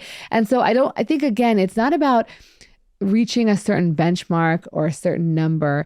It's really about the quality of the sex. So if you have great sex and it takes 3 minutes, that's great. That's fine. But as long as it's great to both of you, right? If you're both like, this is awesome, I'm having great sex, and it takes 3 minutes, that's fine.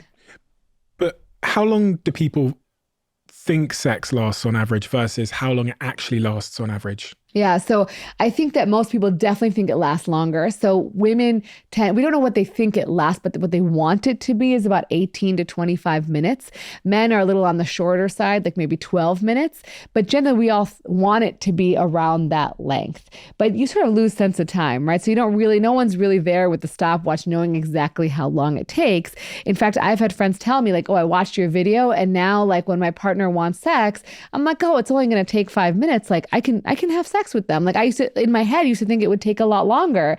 And now I realize it takes less time. And like, I don't, that stress of like, oh my God, I'm going to have to like waste like half an hour and I'm so tired, like has gone out the window because I know it's really not going to take that long.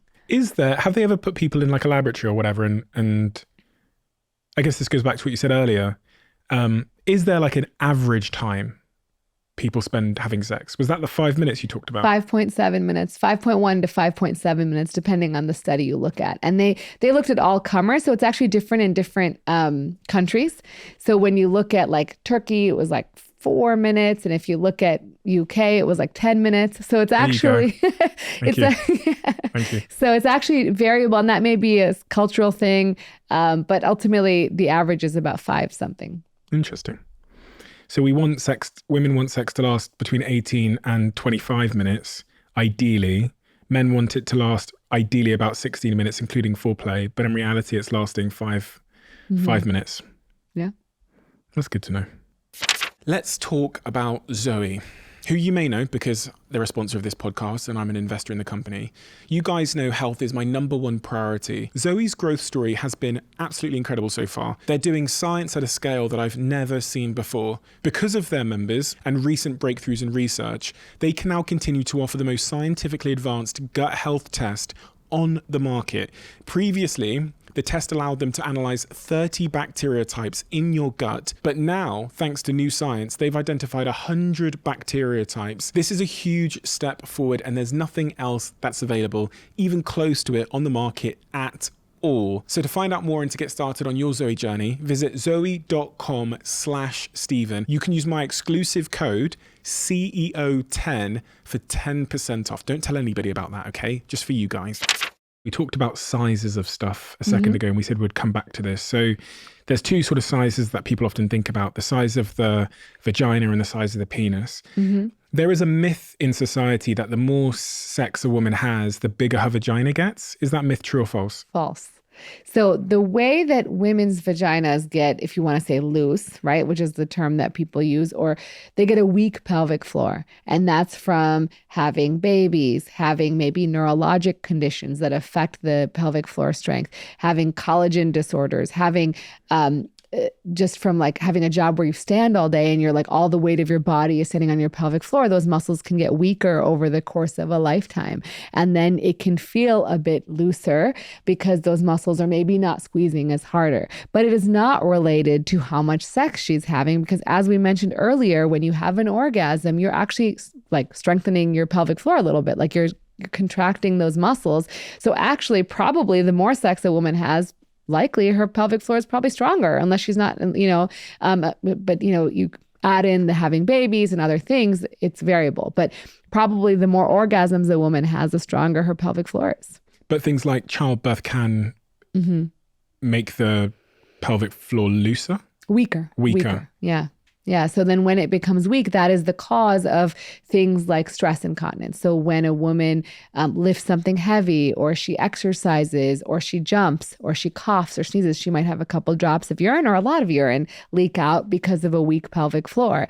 It can also lead to something like prolapse, where it's like a hernia in the vagina, where the pelvic floor sort of is so weak that now the vaginal skin and the organ behind it is sort of bulging out and can cause discomfort and sort of feeling maybe some dysfunction in the organ, but really mostly discomfort. And so those are signs of weak pelvic floors, not having a loose vagina during sex. And we can do something to strengthen our pelvic floor. Which is that what the Kegel exercises are? Yeah, and it's more than Kegels. I mean, Kegels has the best PR of any sort of thing I've ever seen in medicine. But it's pelvic floor exercise. The Kegels is one pelvic floor exercise, which is to strengthen the pelvic floor. And there are others. What is it? I've never. So it's essentially, men never know. Like it's not your fault. Women sort of kind of know, but even women don't really know. So what it is there's those same muscles we talked about earlier, is that you're basically doing a rep. You're squeezing, contracting, and relaxing. Just to go to the gym, right? You squeeze and relax. Yeah. Very similar. You are squeezing those muscles and relaxing those muscles. I can do this sat down now. Yeah. So basically for men, what I tell people is it's like the feeling of when you're urinating and you stop your urine stream. That's you're using those same muscles. So that's one way. Another way to think about it is if you were trying to lift your penis off the ground without touching it. Okay, got you. Okay? Yeah. And the third one is you're trying to hold in a fart. So all those different ways you're sort of getting those muscles. So the one thing I tell people is the way they get it wrong is they don't relax enough. So just like when you go to the gym, you're not doing rep after rep after rep. You're actually taking a break and you're letting your muscles relax before you do another rep. Same thing. You have to squeeze for 5 seconds, relax for 5 seconds, right? You actually have to relax. And just like any exercise, you don't want to overdo it. So I tell people start lying down so that the only thing you have to focus on from a muscular standpoint is those muscles. As you get good at them lying down, you then do them sitting up. And then as you get good at doing them sitting up, you can do them standing or do them anywhere. But like, you're not going to be like there, I remember the scene from Sex and the City where like the character Samantha was like, I'm doing my Kegels right now. Like, yeah, she's probably been doing Kegels for a long time. And now she's so good at them that she can do them while she's brushing her teeth. But it's not like you're going to wake up one day and be perfect at them, just like any other exercise. So that's one exercise. There are certainly other things you can do to strengthen your pelvic floor. Traditionally, things like yoga and Pilates have some core work that does also help with the pelvic floor. But really, I recommend if you're having issues is to see a pelvic floor physical therapist, because they're just like when you go to the gym alone, you can do it, or you can go with the personal trainer. They're like the personal trainers for your pelvic floor. How do I know if I'm having pelvic floor issues? What are the symptoms? So like I said, the obvious ones for women are leakage, are having prolapse for weakness. In men, we don't often see as much, but like I said, you might notice that your semen is not as forceful when it comes out. That's usually the most common sign of a weak pelvic floor. There's not as many for men, but in terms of an overly high tone pelvic floor, what we worry about then is there's a whole host of symptoms. It could be as simple as just having lower back pain. It can be that you're having hip pain. It could be that you're having pain with sex. You're having pain with erections, pain with ejaculation. You're going to the bathroom often. Gotta go. You are feeling like you're having difficulty emptying your bladder, or you are going very, very often all of a sudden.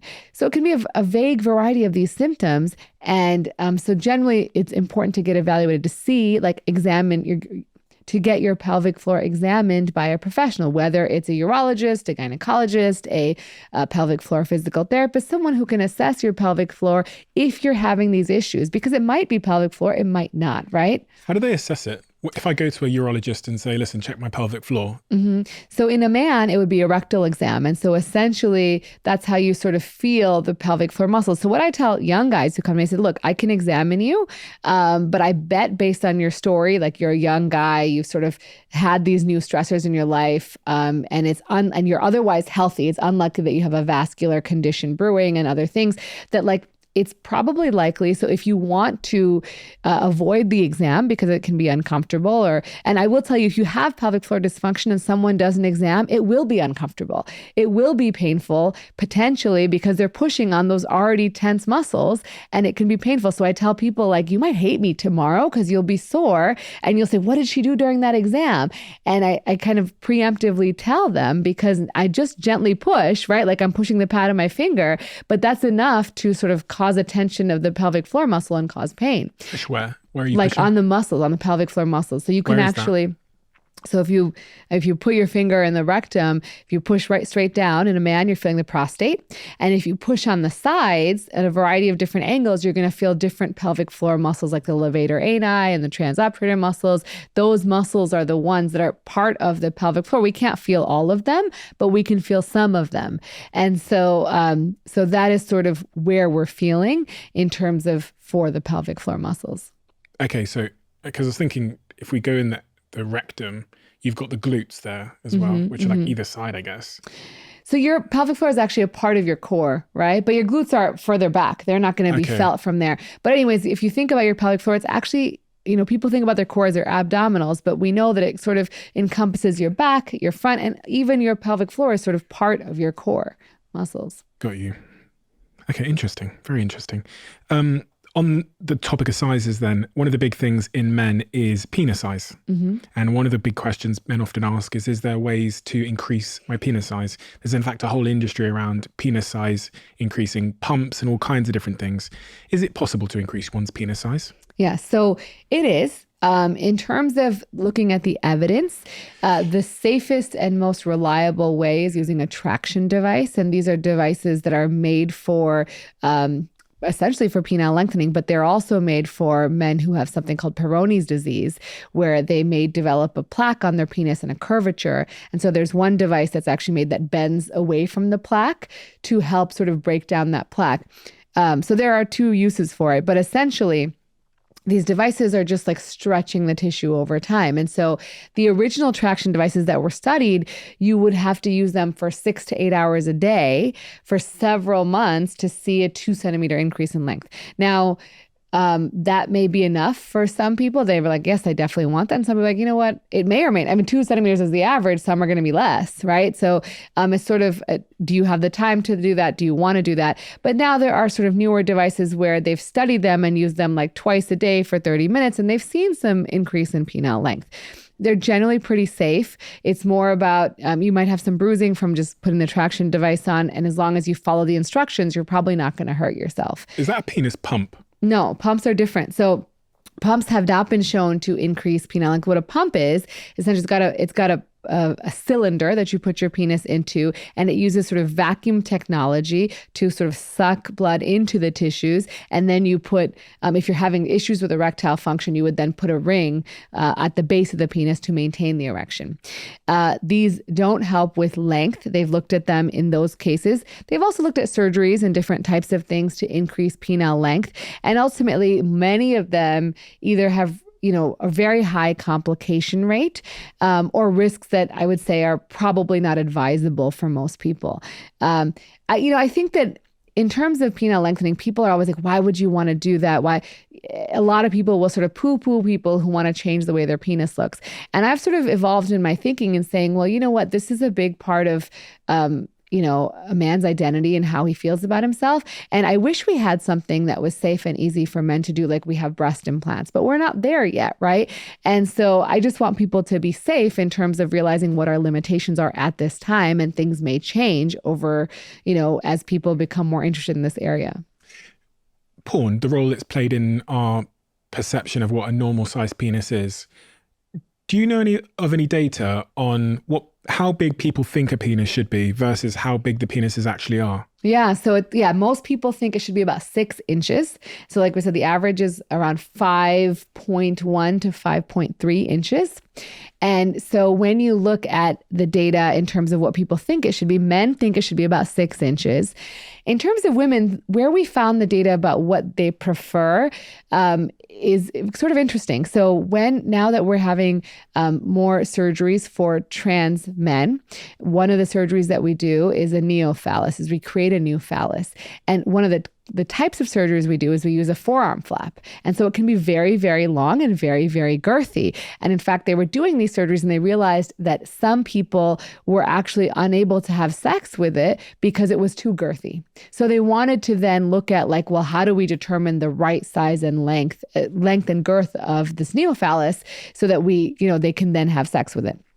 So what they did was they looked at the top 5 to 10 sex aids or toys that women are purchasing online. And you can imagine that when you think of a dildo, they can go from one, all the way to the largest thing you've ever seen and the girthiest thing you've ever seen to a normal size. And so when you have the option to pick as many as you want, right? What do you pick? And so what they found was that women tend to pick the length of about 6 inches. But as you know, you're not putting the whole device in. There has to be a handle or something. So it's probably around what the normal size is. And the girth was also around the average girth of the male penis. And so generally speaking, women tend to want what is average or around average, right?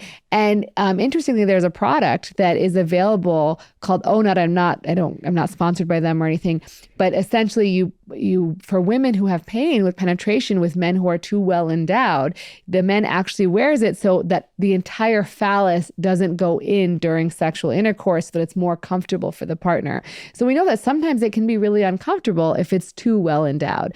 And so I think ultimately, while I understand that pornography has made people really self-conscious about the length of their penis, and I'm really sad about that, because I think as we've talked about earlier, clitoral stimulation is the easiest way for women to climax, and you don't need penetration for that. So in order to have pleasure and give pleasure, you don't need a large penis. And in fact, some women may not even care what size your penis is. It's more of a societal thing that we talk about, right? Women joke about it. Women talk about it. I mean, you can't go, even I've accidentally made comments where I've been like, oh, that's great that he has a large penis. And well, I can't believe I just said that. I'll say it and I'll be like, oh my God, I can't believe that came out of my mouth of all people.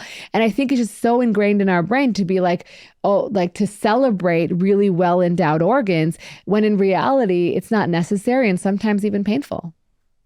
Will my penis get smaller as I age? So not if you are healthy. So in terms of how do we maintain our penile health, right? Your body does a really good job of trying to maintain penile health, because over the course of a nighttime, men will get 5 to 6 erections, 3 to 6 erections over the course of the night. And that will happen whether you have a sexual dream or not, whether you are sleeping in a certain way or not. It's because your body is sort of giving blood flow to the area periodically through the night, whether you're having sex, whether you're not, you're getting good oxygenated blood flow to the penis. Now, if you develop other conditions where you cannot get blood flow to the penis, like you get high blood pressure, you get diabetes, you get heart disease, and those arteries start getting narrowed, and then you stop getting nighttime erections and you start having difficulty getting erections, over time, the tissues can change and they can become what we call fibrotic, and they can become a little less spongy and less elastic. And so in those cases, you can see a little bit of shortening. Now, people will also see shortening because they gain weight over the course of their lifetime. And as you gain weight, the penis is not shrinking, but the fat on the mons, or the area right above the penis, is sort of getting larger and obscuring how much penis length there is. There's one of the myths around penis size is that, if I have big hands, look, because, these aren't small hands. If I have big hands, then I have a big penis. Or if I have big feet, then I have a big penis. Is there data to support this idea that the length of any part of my body is correlated to my penis size? Yeah, there's one study. It's a Japanese study where they looked at only Japanese men. There are some limitations, but essentially they measured all these body parts and penile length. And what they found was that nose length was correlated with penile length, not hand length or foot length. So how do I increase the length of my nose? Yeah. But I thought that was really interesting. Again, nothing you can control. These things are pre-genetically determined to some degree. And in fact, we talked about some trends. And while we've seen sperm quality change over the last 50 years, we've also seen penile length change average over I don't know the exact number, but 50 years. And they've actually seen penile length is increasing.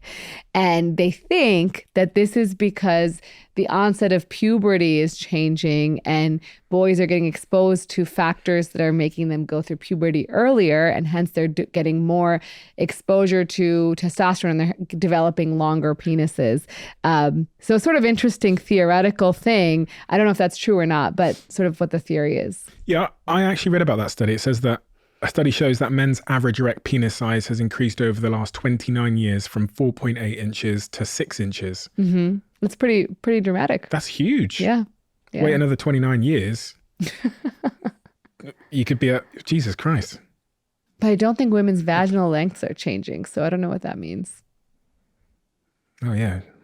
Yeah.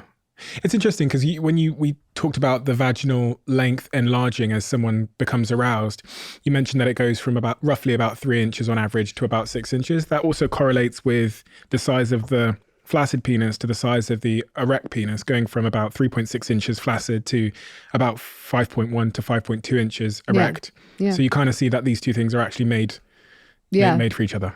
Yeah, they are. I mean, I think in general, like we're designed, right? The biggest thing that we need to do as a species is have children, right? That is like sort of the goal of life, is to propagate our species. And so it would make sense that we would be designed to be able to do that easily. A lot of people are having this new procedure called Labiaplasty. Did I pronounce that correctly? Labiaplasty. Labiaplasty. Yeah. What is this? So labiaplasty is essentially taking the labia minora and making them a little shorter or smaller, depending on what your preference is. And labias come in all sorts of shapes and sizes. What is it? It's the inner lips of the vagina.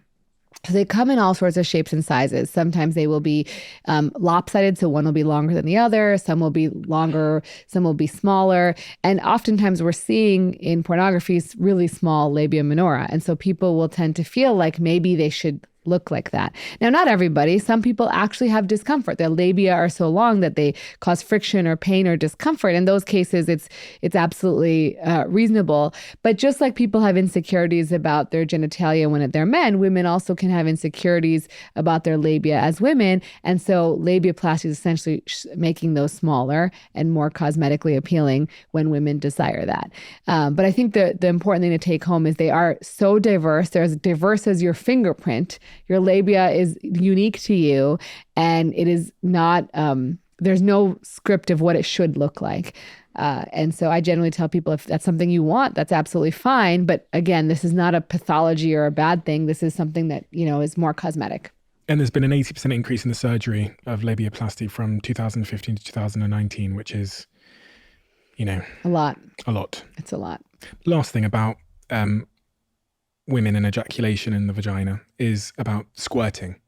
Very misunderstood. Like, as a man that doesn't have a vagina, I've seen squirting on pornography that I've watched. I watch pornography. I think that's important to say. I think a lot of people do watch pornography. And in the pornography that I've watched, the woman squirts, this liquid comes out. And is that semen? Is that ejaculate? Or is that something else? What is it? Yeah, and also, should we be aiming to make our partners squirt? Yeah, let's talk about it. So this is important. And it's actually interesting. I just had a conversation with a researcher about this because it's so misunderstood and we still don't know. Like there's only been like 3 or 4 studies looking at female ejaculation squirting over the course of our history. There's different types of fluids the vagina makes. One is obviously lubrication. That's different and that can be very copious for some, very not as copious for others. That's one type of fluid. The other type of fluid is female ejaculate. Now, female ejaculate is similar to male ejaculate. It comes from the Skene's glands, that same female prostate. It is a small amount of like sort of sticky white fluid that women ejaculate. And so they will release that fluid. And it's not like this copious amount of fluid that you're seeing on pornography. The next type of fluid is squirting.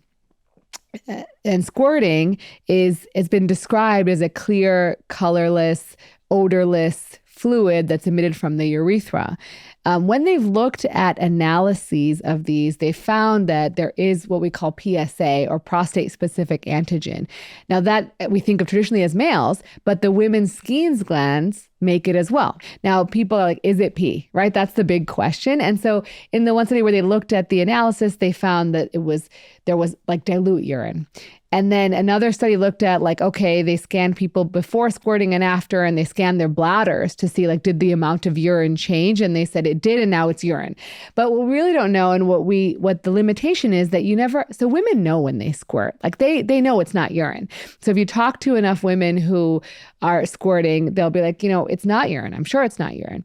But where is that fluid coming from? That's where the question comes, right? And so like, if it's not urine, it's coming from the urethra, like it doesn't make sense.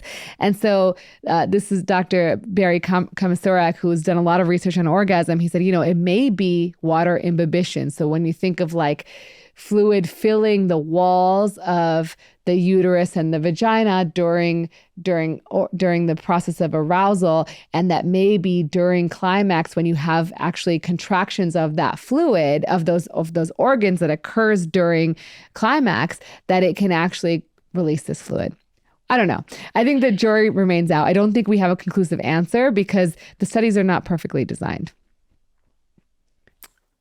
We have a closing tradition on this podcast where the last guest leaves a question for the next guest, not knowing who they're going to be leaving it for. And the question that's been left for you: